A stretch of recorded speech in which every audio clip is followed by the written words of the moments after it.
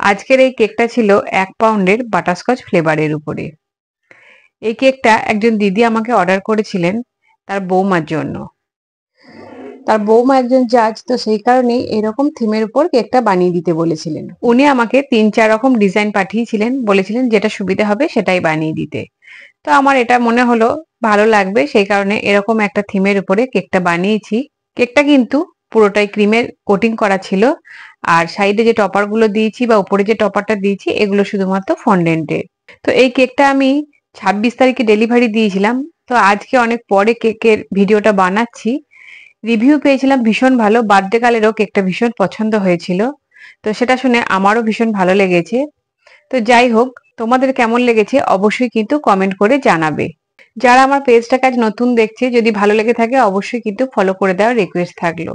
আর video শেষে আমি কিন্তু ওই দিদির রিভিউটাও অ্যাড করে দিলাম।